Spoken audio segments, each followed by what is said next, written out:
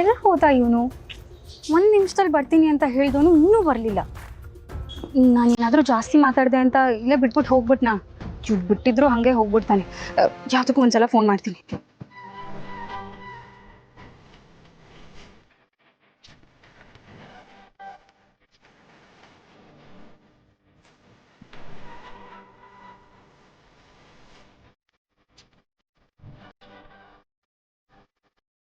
ವಿಶ್ವ ಇದನ್ ತರದಕ್ಕೆ ಹೋಗಿದ್ದ? ಅಯ್ಯೋ ಸಾರಿ ಕಣ, ನಾನು ಏನೇನೋ ಅನ್ಕೊಂಡ್ಬಿಟ್ಟೆ. ಈ ಗಿಫ್ಟ್ನ ನನಗೋಸ್ಕರ ತಂದಿದ್ದೆ. Thank you so much. ಅಷ್ಟೆಲ್ಲ ಏನು ಸೀನಿಲ್ಲ. ಇದು ನಿನಗೋಸ್ಕರ ತಂದಿದ್ದಲ್ಲ, ಜಯಂತ್ ಅವ್ರ ವೈಫ್ಗೋಸ್ಕರ ತಂದಿದ್ದು. ಇದನ್ನ ಅವ್ರಿಗೆ ಕೊಟ್ಬಾ ಹೋಗು. ಕಾಪಿ ಕಣೋ ನೀನು. ನಿನ್ ಜೊತೆ ಇಷ್ಟು ದಿವಸದಿಂದ ಇದ್ದೀನಿ, ನನ್ಗೆ ಒಂದು ಗಿಫ್ಟ್ ಆದ್ರೂ ಕೊಟ್ಟಿದ್ಯಾ? ಅವ್ರಿಗೇನೋ ಕೊಡೋದು ಅಂಥದ್ದೇನು ಕನ್ಸರ್ನ್ ನಿಂಗೆ? ತನು, ಅವ್ರ ಮನೆಗೆ ಬಂದಿದ್ದೀವಿ, ಒಂದು ಖುಷಿಯಾದ ವಿಚಾರ ಹೇಳಿದ್ದಾರೆ. ಬರಿಗೈಲಿ ವಿಶ್ ಮಾಡಿ ಹೋದ್ರೆ ಚೆನ್ನಾಗಿರಲ್ಲ ಅನಿಸ್ತು. ಅದಕ್ಕೆ ನೀನು ಇಲ್ಲಿ ಕೂರಿಸಿ ನಾನು ಹೋಗಿ ತೊಗೊಂಬಂದಿದ್ದು. ಗಿಫ್ಟ್ ತರೋದಕ್ಕೆ ಹೋಗ್ತಿದ್ಯಾ ಅಂದ್ರೆ ನಾನು ಬರಲ್ಲ ಅಂತ ಹೇಳ್ತಿದ್ದೇನೋ? ನಾನು ಬರ್ತಿದ್ದೆ ನಿನ್ ಜೊತೆ. ಅವಾಗ ಈ ಗಿಫ್ಟ್ ಜೊತೆಗೆ ನಿನಗೂ ಒಂದು ಡಜನ್ ಗಿಫ್ಟ್ ತೊಗೋಬೇಕಾಗಿತ್ತು. ಅದೆಲ್ಲ ಬೇಡ ಅಂತಾನೆ ನಿನ್ನ ಇಲ್ಲಿ ಬಿಟ್ಟು ಹೋಗಿ ಇದನ್ನ ತಂದಿದ್ದು. ಸರಿ, ಇದನ್ನ ಕೊಟ್ಬಾ ಹೋಗು. ನಾನೇ ಕೊಡ್ಲಿ? ನೀನ್ ಗಿಫ್ಟ್ ತಂದಿರೋದು, ನೀನೇ ಹೋಗಿ ಕೊಟ್ಬಾ. ತನು, ಇವಾಗ ನಾನು ಹೇಳಿದ್ ಮಾಡ್ತೀಯಾ ಇಲ್ವಾ? ಲೋ, ನೀನು ಬಂದ್ರೆ ನಾನು ಬರ್ತೀನಿ ನಿನ್ ಜೊತೆಗೆ. ಬೇಡ ಬಿಡು, ಇದನ್ನ ಮನೆಯಿಂದ ಇವ್ರು ಕೊರಿಯರ್ ಮಾಡಿದ್ರೆ. ಅಯ್ಯೋ ರಾಮ, ನಾನೇ ಕೊಟ್ಬಿಡ್ತೀನಿ.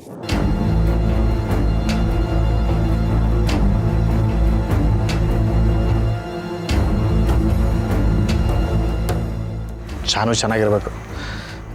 ಚಾನು ಚೆನ್ನಾಗಿದ್ರೆ ಅಷ್ಟೇ ಸಾಕು.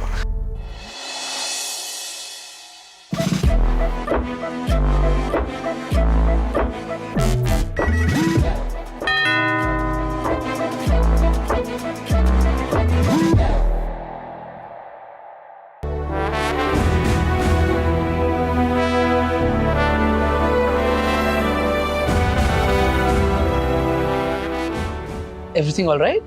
ಎಸ್ ಸರ್, ನಿಮ್ಮ ವೈಫಿಗೆ ಇದೊಂದು ಸಣ್ಣ ಗಿಫ್ಟ್ ಕೊಟ್ಟು ಹೋಗೋಣ ಅಂತ ಬಂದೆ. ಅರೆ, ನೀವೇ ಅವ್ರಿಗೆ ಇದನ್ನು ತಲುಪಿಸಿದ್ರೆ ತುಂಬ ಚೆನ್ನಾಗಿರೋದು. ಬಟ್ ಅವ್ರು ಮಲಗಿದಾರಲ್ಲ, ಇಫ್ ಯು ಡೋಂಟ್ ಮೈಂಡ್ ನೀವೇ ಕೊಟ್ಟಿದ್ದು ಅಂತ ಹೇಳಿ ನಾನು ಅವ್ರಿಗೆ ತಲುಪಿಸ್ತೀನಿ. Is it okay? Okay, it's fine. ಅವ್ರನ್ನ ಕೇಳಿದೆ ಅಂತ ಹೇಳಿ. Definitely. Thank you so much once again. Welcome. Okay okay sir, bye. ನಮಸ್ತೆ.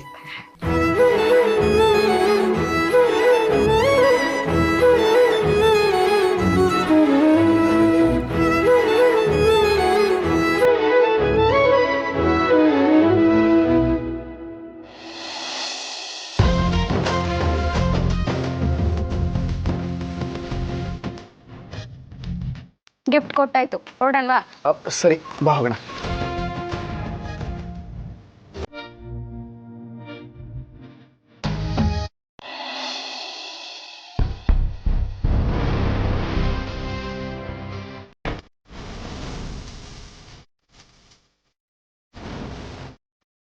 ಬಂಗಾರಿ, ಅದು ಯಾಕೆ ಅವಳಿಗೆ ಅಷ್ಟೊಂದು ಪೂಸಿ ಹಿಡಿದು ಮಾತಾಡ್ತೀವೋ ನಂಗೆ ಗೊತ್ತಾಗ್ತಿಲ್ಲ.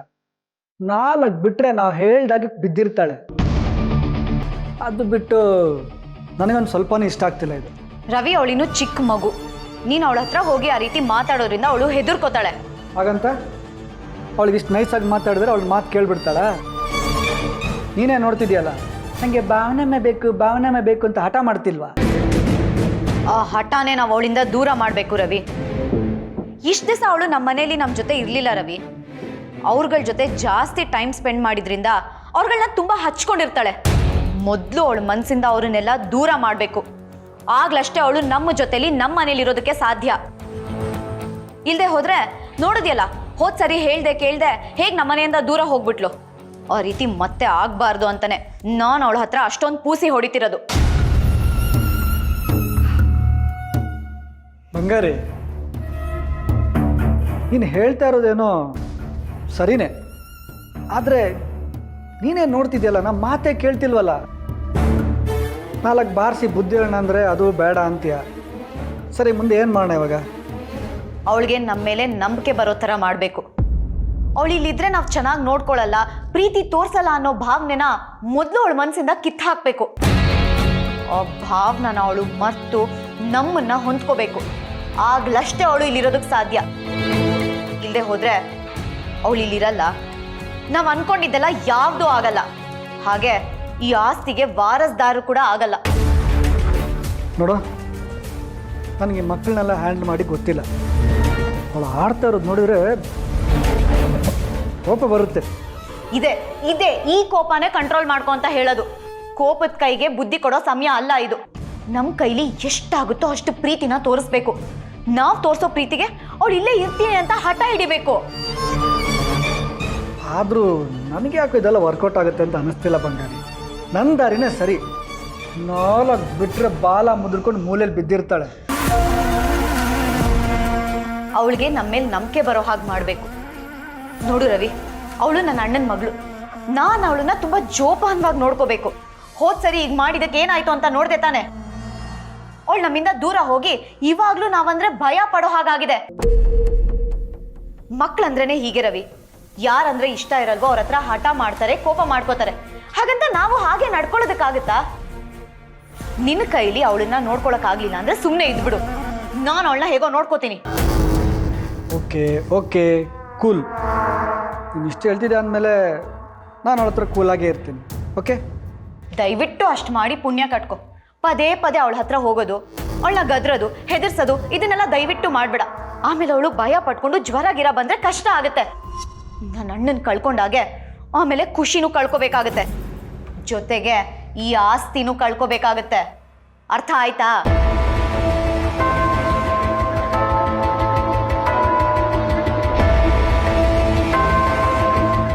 ಅರ್ಥ ಅಂడి ಶೋಕುಡ ಅರ್ಥ.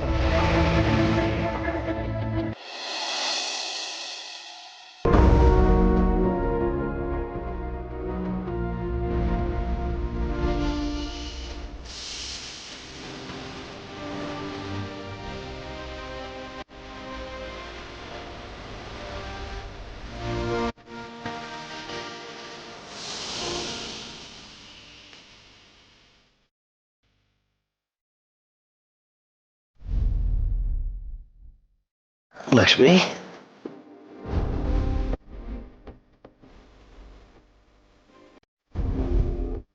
ಲಕ್ಷ್ಮಿ,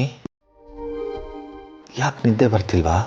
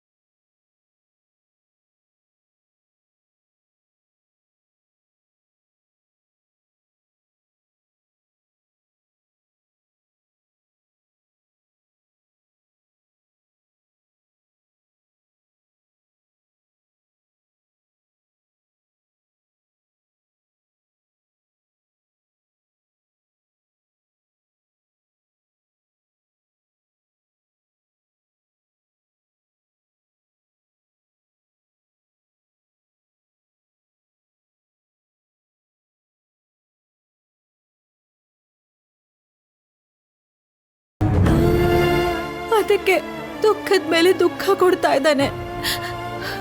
ಅಲ್ಲ ರೀ, ಅಂಥ ಪಾಪ ನಾವೇನ್ ಮಾಡಿದೀವಿ? ಸಮಾಧಾನ ಮಾಡ್ಕೊ ಲಕ್ಷ್ಮಿ.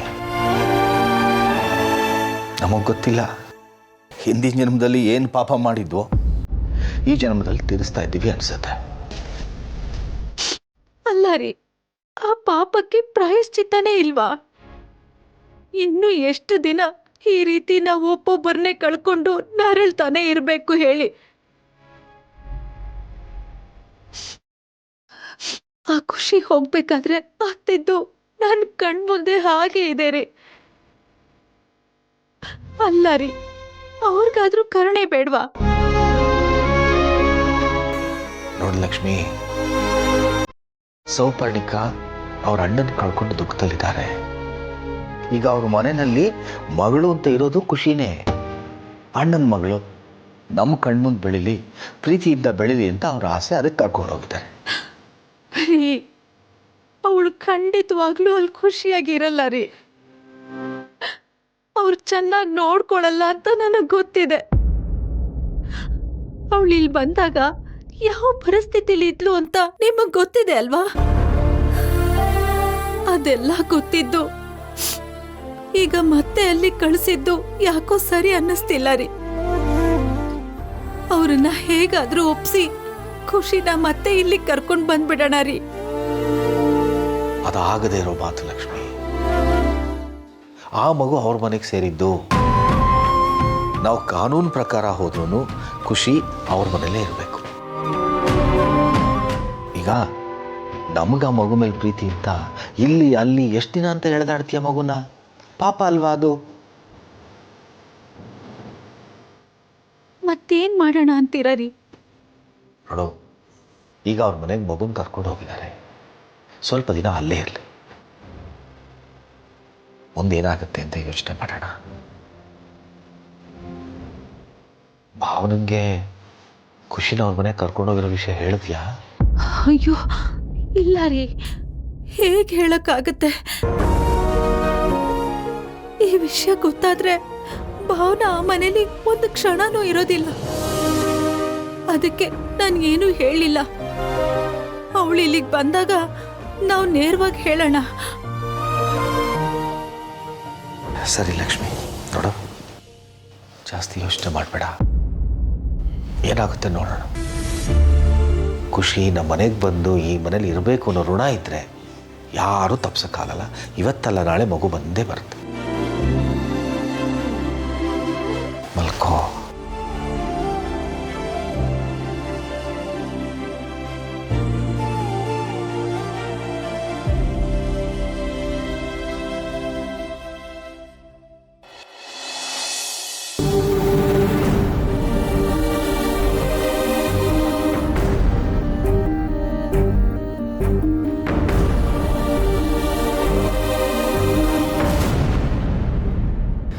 ಖುಷಿ,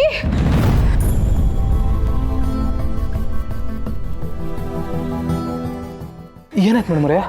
ಯಾಕೆ ಕಿರ್ಚ್ಕೊಂಡ್ರಿ? ಅದು ಕನಸಲ್ಲಿ ಖುಷಿ. ಕೆಟ್ಟ ಕನ್ಸು ಬಿತ್ತೆ ಮೇಡಮ್ ಅವರೇ. ದೇವ್ರನ್ನ ನೆನೆಸ್ಕೊಂಡು ಮಡಿಕೊಳ್ಳಿ, ಏನಾಗೋದಿಲ್ಲ.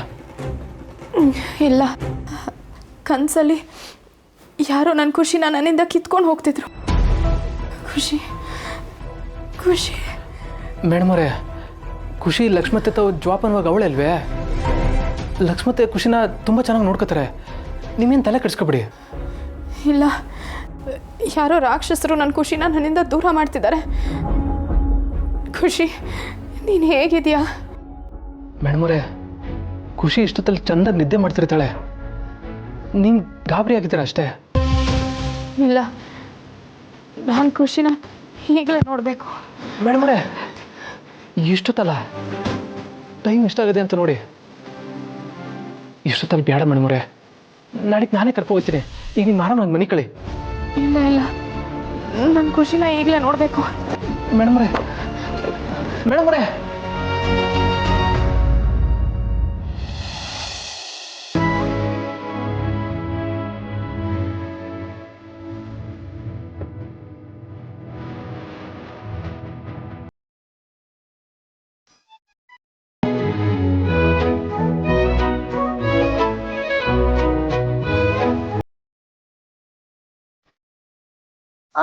ಅರೆ ಅರೆ, ಚಿಕ್ಕ ಮರಿ, ಯಾಕೆ ಟೆನ್ಷನ್ ಮಾಡ್ಕೋತಿದ್ದೀರಿ?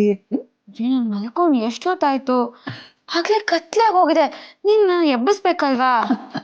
ಎಬ್ಸೋಣ ಅಂತಾನೆ ಇದ್ದೆ, ಆದರೆ ನೀವು ಮಲ್ಕೊಂಡಾಗ ಎಷ್ಟು ಮುದ್ದು ಮುದ್ದ ಮಲ್ಗಿರ್ತೀರಿ ಗೊತ್ತಾ? ಹೌದು, ಈಗ ನೀವು ಎದ್ದು ಮಾಡೋ ಕೆಲಸನಾದ್ರೂ ಏನಿದೆ, ಅದಕ್ಕೆ ಸಂತೋಷವಾಗಿ ಮಲ್ಕೊಳ್ಳಿ ಅಂತ ಸುಮ್ಮನಾದೆ. ಚಿನ್ನಮರಿ, ನೀವು ನಿದ್ದೆ ಮಾಡೋವಾಗ ಸೇಮ್ ಪುಟ್ಟ ಮಗು ಥರ ನಿದ್ದೆ ಮಾಡ್ತಿರ್ತೀರಿ. ನಿಜವಾಗೂ ನಿಮ್ಮೊಳಗೆ ಇನ್ನೊಂದು ಮಗು ಇದೆ ಅಂತ ನಂಗೆ ನಂಬಕ್ಕೆ ಆಗ್ತಾ ಇಲ್ಲ ಗೊತ್ತಾ? ಏನ್ ಗೊತ್ತಾ, ನಿಮ್ಗೊಂದು ಸೀಕ್ರೆಟ್ ಹೇಳ. ಏನು? ಬನ್ನಿ, ನಿಜವಾಗ್ಲೂ ಮಗು ಇದೆ. ಚಿನ್ನಮರಿ ನೋಡಿ, ನೀವು ಹೀಗೆ ನಗ್ನಗ್ತಾ ಇದ್ರೆ ಸಾಕು. ನೀವ್ ನಗ್ನಗ್ತಾ ಇದ್ರೆ ನಾನು ಯಾವಾಗ್ಲೂ ನಗ್ನಗ್ತಾನೇ ಇರ್ತೀನಿ. ಸರಿ ಸರಿ ಸರಿ.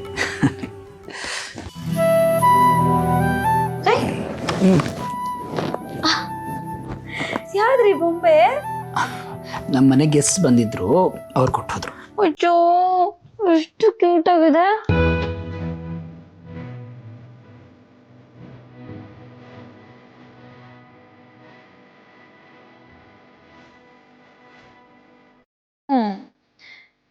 ಕ್ಯೂಟು. ಯಾವ ಗೆಸ್ಟ್ ಬಂದಿದ್ರು ರೀ? ಅದೇ ನಾವು ಜಮೀನು ತೊಗೊಂಡಿದ್ದೀವಲ್ಲ ನರಸಿಂಹ ಅವರು ಅಂತ, ಅವ್ರ ಮಗ ಸೊಸೆ ಬಂದಿದ್ರು. ಹೌದಾ? ಹಾಗಿದ್ರೆ ಅವಾಗಾದ್ರೂ ನಾನು ಎಪ್ಸೋದ್ ತಾನೆ, ಅಟ್ಲೀಸ್ಟ್ ಅವ್ರ ಜೊತೆ ಮಾತಾಡಿದ್ರೆ ನಂಗೂ ಖುಷಿ ಆಗಿರೋದು. ಎಬ್ಬಿಸ್ಬೇಕು ಅಂತಾನೆ ಇದ್ದೆ ಅಂತ ಹೇಳಿದ್ನಲ್ಲ, ನೀವು ಕ್ಯೂಟ ನಿದ್ದೆ ಮಾಡ್ತಿದ್ರೆ ಎಬ್ಸಕ್ಕೆ ಹಿಂಗೆ ಮನ್ಸು ಬರುತ್ತೆ ಹೇಳಿ, ಅದಕ್ಕೆ ಸುಮ್ಮನೆ ಆದ್ರೆ. ಆದ್ರೂ ನಿಮ್ ಹತ್ರ ಈ ತರದೊಂದು ಬೊಂಬೆ ಕೊಡ್ಸ್ಕೋಬೇಕು ಅಂತ ನಂಗೆ ಅನ್ಸ್ತಾ ಇತ್ತು. ನೋಡಿದ್ರೆ ಅವರೇ ತಂದು ಕೊಟ್ಬಿಟ್ಟಿದ್ದಾರೆ. ನೋಡಿ, ಅವ್ರಿಗೆ ನಿಮ್ಮ ಮನಸ್ಸು ಕರೆಕ್ಟಾಗಿ ಅರ್ಥ ಆಗಿದೆ ಅಂತ ಆಯ್ತು. ಏನೇ ಹೇಳಿ, ಹೆಣ್ಣಿನ ಮನ್ಸು ಇನ್ನೊಂದು ಹೆಣ್ಣಿಗೆ ಮಾತ್ರ ಅರ್ಥ ಆಗೋದು. ಆಮೇಲೆ ಇದು ಕೊಟ್ಟಿದ್ದಕ್ಕೆ ಅವ್ರಿಗೆ ಥ್ಯಾಂಕ್ಸ್ ಅಂತ ಹೇಳಬೇಕು. ಥ್ಯಾಂಕ್ಸ್ ಎಲ್ಲ ಹೇಳೋರಂತೆ, ಮೊದಲು ನೀವೆದ್ದು ಫ್ರೆಶ್ ಅಪ್ ಆಗಿ ಬೇಗ ಬೇಗ ಹೊಟ್ಟೆಗೆ ಏನಾದ್ರು ಊಟ ಮಾಡಿ ಆಮೇಲೆ ಫೋನ್ ಮಾಡಿ ಥ್ಯಾಂಕ್ ಯು ಹೇಳೋರಂತೆ. ಓಕೆ ರೀ, ಸ್ವಲ್ಪ ತಿಂಗಳಾದ್ಮೇಲೆ ನಮ್ಮನೆಗೂ ಇಂತೇ ಒಂದು ಪುಟ್ಟು ಗುಂಡು ಪಾಪ ಬರುತ್ತೆ. ಆಗ ಆ ಪಾಪು ಜೊತೆನೂ ಆಟಾಡೋರಂತೆ. ಈಗ ಬನ್ನಿ, ಮೊದಲು ಆರೋಗ್ಯ.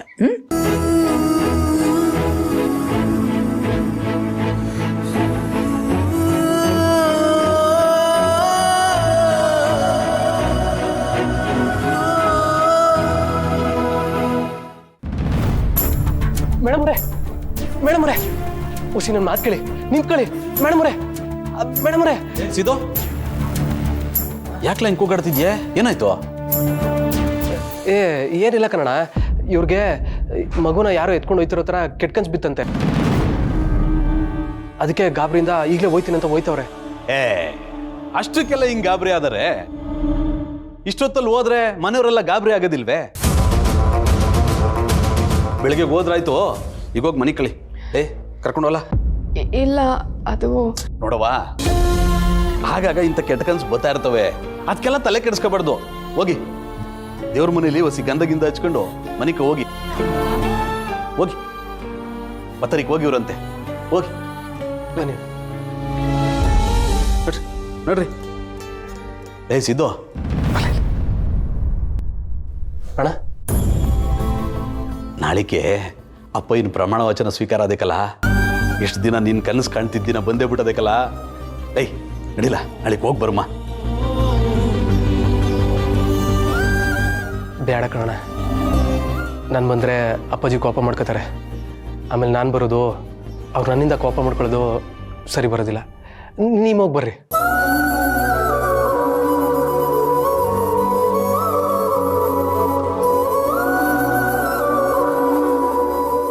ಸಿದ್ದು, ಈ ಮನೆ ಇಷ್ಟೊಂದು ಸಂತೋಷವಾಗಿರೋಕ್ಕೆ ನೀನೇ ಕಲೆ ಕರ್ಣ.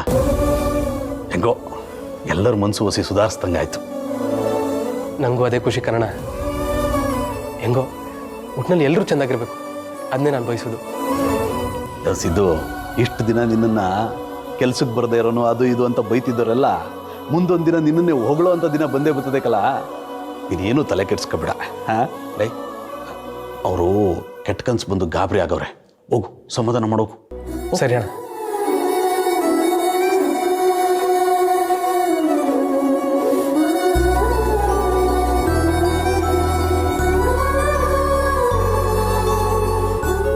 ನಿನ್ನ ಮನ್ಸು ಎಂಥದ್ದು ಅಂತ ನಂಗೆ ಗೊತ್ತು ಕಲಸಿದ್ದು. ಅದ್ಯಾವರು ಒಳ್ಳೆಯವ್ರಿಗೆ ಮೊದಲು ಹಿಂಗೆ ಪರೀಕ್ಷೆ ಕೊಟ್ಟನಂತೆ, ಆಮೇಲೆ ಸುಖ ಕೊಟ್ಟನಂತೆ. ಎಲ್ಲ ಒಳ್ಳೇದೇ ಆಯ್ತದೆ.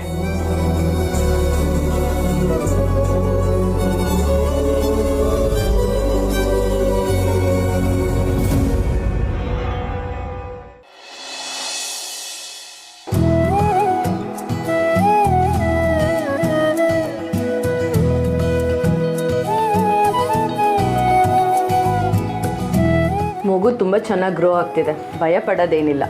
ನೀವು ಇವ್ರನ್ನ ಚೆನ್ನಾಗಿ ನೋಡಿಕೊಂಡ್ರೆ ಅಷ್ಟೇ ಸಾಕು. ಅಯ್ಯೋ ಡಾಕ್ಟರ್, ನೀವು ಅದನ್ನು ಹೇಳಬೇಕಾಗೇ ಇಲ್ಲ. ನಮ್ಮ ಮನೇಲಿ ಇವರೇ ನನಗೆ ಡಾಕ್ಟರು. ನಂಗೆ ಏನು ಕೆಲಸ ಮಾಡೋಕ್ಕೂ ಬಿಡ್ತಿಲ್ಲ, ಎಲ್ಲ ಅವರೇ ಮಾಡ್ತಿದ್ದಾರೆ. ಇಂಥ ಗಂಡನ ಪಡೆಯೋದಕ್ಕೆ ಪುಣ್ಯ ಮಾಡಿದ್ರಿ ಜಾನ್ವಿ ಅವರೇ. ನಾನು ಎಷ್ಟೋ ಪೇಷಂಟ್ಸ್ನ ನೋಡಿದ್ದೀನಿ, ಹೆಂಡ್ತಿನ ಹಾಸ್ಪಿಟಲ್ ಕರ್ಕೊಂಬರೋದಕ್ಕೇ ತುಂಬ ಕಷ್ಟಪಡ್ತಾರೆ, ಬರೋದೇ ಇಲ್ಲ. ಅಂಥ ಜನಗಳ ಮಧ್ಯ ಇಂಥ ಗಂಡನ ಪಡೆಯೋದಕ್ಕೆ ನಿಜವಾಗ್ಲೂ ನೀವು ಪುಣ್ಯ ಮಾಡಿದ್ರಿ. ಅದೃಷ್ಟ ಮಾಡಿರೋದು ಅವರಲ್ಲ ಡಾಕ್ಟರ್, ನಾನು. ಇವ್ರನ್ನ ಹೆಂಡತಿಯಾಗಿ ಪಡೆದಿದ್ದೀನಲ್ಲ, ಈಗ ಅವ್ರನ್ನ ಚೆನ್ನಾಗಿ ನೋಡ್ಕೊಳ್ಳೋದು ನನ್ನ ಕರ್ತವ್ಯ ಅಲ್ವಾ. So I do that. ಗಂಡ ಹೆಂಡತಿ ಮಧ್ಯ ಈ ಥರ ಅಂಡರ್ಸ್ಟ್ಯಾಂಡಿಂಗ್ ಇದ್ದರೆ ತುಂಬ ಒಳ್ಳೆಯದೇ. ಖಂಡಿತ ನಾವು ಹೀಗೆ ಇರ್ತೀವಿ. ಬೈ ದ ವೇ ಬೇರೆ ಏನಾದರೂ ಟೆಸ್ಟ್ ಪೆಂಡಿಂಗ್ ಇದೆಯಾ ಅಥವಾ ನಾವು ಹೊರಡ್ಬೋದಾ ಅಂತ? ಇನ್ನೊಂದು ಬ್ಲಡ್ ಟೆಸ್ಟ್ ಮಾಡಿಸ್ಬೇಡ, ಸೊ ದಟ್ ಪ್ರಿಸ್ಕ್ರಿಪ್ಷನ್ ಬರೆಯೋದಕ್ಕೆ ಈಸಿ ಆಗುತ್ತೆ. Okay, sure doctor, thank you.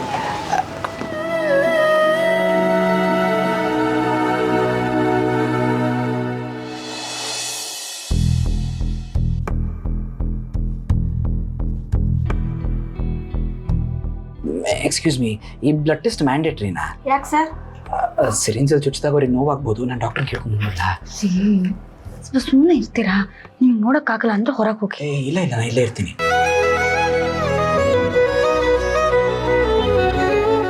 ಎಷ್ಟು ಬ್ಲಡ್ ತಗೋತೀರಿ ಮೇಡಮ್? ಸಾಕು ಬಿಡಿ. ಸರ್, ಬ್ಲಡ್ ಟೆಸ್ಟಿಗೆ ಇಷ್ಟು ಬ್ಲಡ್ ತಗೊಂಡು ಹೋದ್ರೆ ಹೇಗೆ ಟೆಸ್ಟ್ ಮಾಡೋಕ್ಕಾಗುತ್ತೆ?